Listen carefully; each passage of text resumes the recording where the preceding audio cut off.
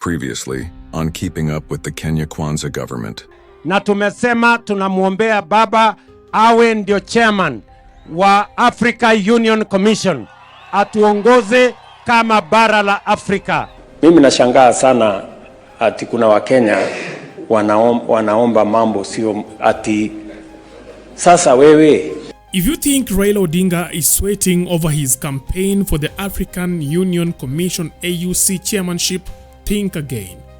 The one truly losing sleep over the possibility of a defeat isn't Raila Odinga. It is the Kenya Kwanza government, and for good reason. Na mkiombea serikali yetu pia mkumbuke our friend, our leader, our elder Raila Amolo Odinga. Tunamuombea awe kiongozi wa bara letu la Afrika. This isn't just about a race for Africa's top diplomatic post.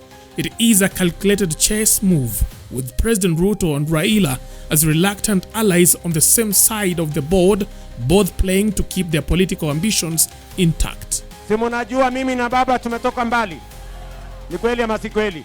Sisi wote kama Wakenya wote tumekubaliana ya kwamba Raila Amolo Odinga atakuwa kiongozi kwa mapenzi ya Mungu wa Afrika mzima. Over the past weeks, the Kenya Kwanza government has thrown everything but the kitchen sink into ensuring Raila clinches this seat.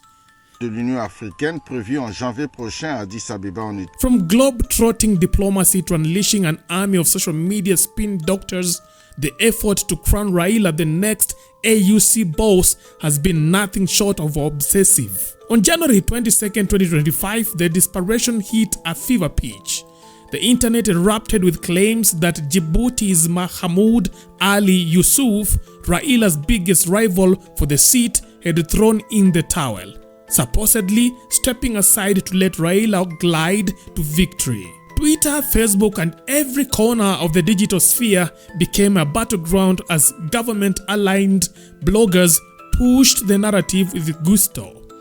The narrative painted Raila Odinga as the predestined leader for Africa's future, a man so compelling that even his rivals were voluntarily retreating. But here is the catch. It was all rumors. No official confirmation ever emerged, and it became increasingly clear that this was less about reporting the facts and more about planting seeds of doubt in the minds of undecided heads of states in Africa. Tumesema ya kwamba sisi wote tunamuunga Mheshimiwa Raila Amolo Odinga aka Baba awe kiongozi wa bara la Afrika. The question though is why this seat matters so much to Ruto and Raila.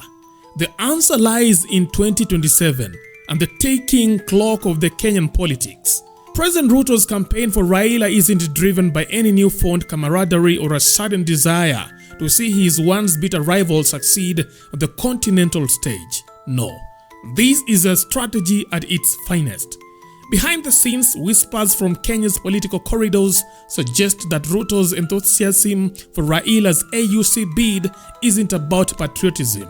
It is about neutralizing a rival. Baba akipata hii AU, uchaguzi ya 2027 imeisha completely. Ruto atasipi kura yote ya baba.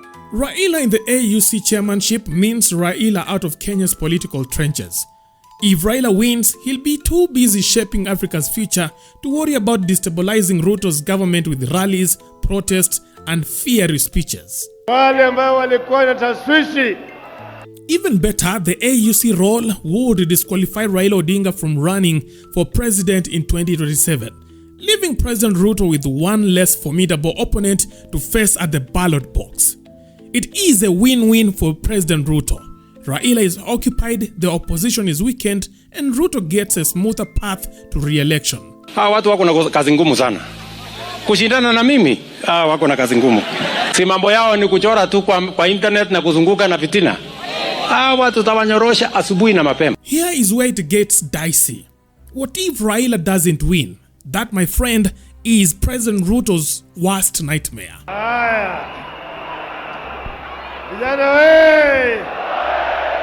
A sidelined, idle Raila is a political hurricane waiting to strike. And those of you who are not here, who are watching wherever you are, those who are at home, kula kwa macho. President Ruto knows very well that Raila thrives in opposition mode and has sidelined aggrieved Raila, who would likely turn his attention back to Kenyan politics. He wouldn't just quietly retire, he'd likely return to Kenya with renewed vigor, rallying the masses and leveraging his influence to challenge Ruto's policies and presidency. They think that Baba is going anywhere. Baba is coming back. What do you mean? He'll do 2 years. 2027 he'll be there on the ballot. Yes. Why? In fact, I think the t-shirts are ready. But I've just seen some other, let me call it amateurs, trying to think that Baba is going anywhere. Baba will be on the ballot. And if this time, he's going to call it short. Add to this the simmering tension between President Ruto and his former deputy Rigathi Gachagua, who many believe is sharpening his political knives for a showdown with the president. Now, throw in Raila Odinga and perhaps even a wild card like former President Uhuru Kenyatta, who has hinted at a political comeback. Mix in angry Kenyans tired with the regime, and you have got a recipe for political chaos that could derail Ruto's second-term ambitions. And do you feel that maybe Raila, if he fails to get the seat, now the Nyanza people might turn against the president? Of course, automatically. That's why he'll be on the ballot paper. Of course. They will say you lied to our brother. They say you are a bad man. They say you are Nimwisi.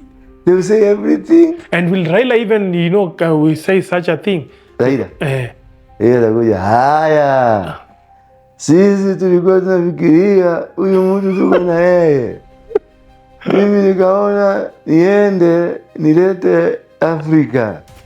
Lakini mtu akaingia huko chini akaanza kung'oa mbao.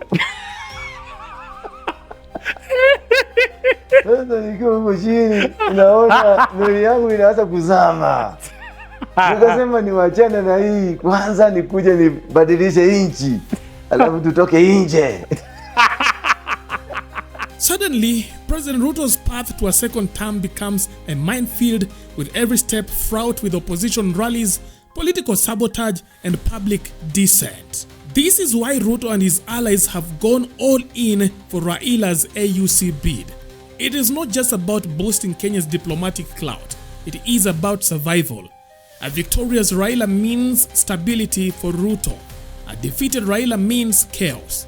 Now the stakes couldn't be higher, but the government's heavy-handed tactics, spreading narratives, discrediting Youssouf, and twisting facts reveal a deep-seated fear. They are not just campaigning, they are scrambling, trying to control a narrative that seems increasingly precarious. Youssouf, with his polished resume and strong backing, remains a formidable contender. And with Madagascar's Richard Randriamandrato also in the running, Raila's path to victory is anything but guaranteed. To win, he needs to secure at least 66% of the vote, 32 countries to be exact. It is not just about popularity contests, it is a test of alliances, strategy, and influence. For now, the Kenya Kwanza government is praying, lobbying, and spinning stories. But as the clock ticks, the question remains, will Africa buy into their narrative, or will the house of cards collapse? Just wait. Because Ruto surely knows Raila will not get the AUC. And if he doesn't get it, Luos will just come out. And now he wants to bring Kikuyus not support Luos. Yes. Now, he wants to separate Kikuyus from the Luos. Ndio Wajaluo wakikuja kufanya maandamano, Kikuyus give money. This they go throw stones. So hiyo kugawanya. Afadhali ya baki na Wakikuyu, lakini asibaki na wale, kwa sababu wale ni kelele mingi na hawana impact kubwa. So you say that the president is very sure that the former prime minister will not get the AU seat. Are you not sure yourself? No, I'm just getting more information. Can't you look at Raila, unaona hata yeye ako sure that he is not going to get it? Some of the reasons why they attributed the reasons why he might not get the seat is because Besigye was kidnapped in the country. And that incident somehow tainted the image of Kenya. You know, many things. When the hand of God is not with you, many things will work against you. Many just will have. Maybe Besigye was being kidnapped by other reasons, but because Raila is in that, anagongewa tu hapa, ndio Raila aguzike. Umeona? Utakuta mtoto amekuja amekunia kwa geti yako tu. Just hivyo tu ndio sifa yako iharibike. Na mtoto hata ajui anakunia. Ni venye alisikia choo, akaona nikunie tu hapa venye nakunianga kwa. It looks like coincidence, but it's somehow you will call it prophetic. It is prophetic. When the devils are against you, things will just fall in place. When God is on your side, things will fall in place. Raila things will fall in. Hata akienda wapi, utakuta ameingia kwa ndege coincidentally. Amesema apatiwe kachupa kamoja ka wine. Ameze kamoja aseme give me another one. Ameze kangine asi give me another one. Katatu asikie kukojoa koje tu kwa ndege. Na hatoe hapo kwa ndege, hapo si kwa choo, hapo kwa ndege. Na hakukue watu wa UN, watu wa African Union wako huko, wachukue video. Just that. Na si kupenda, si ati alikuwa, yani ni ile mtu unashikakwa na kitu kinakushika tu. You find yourself in that situation.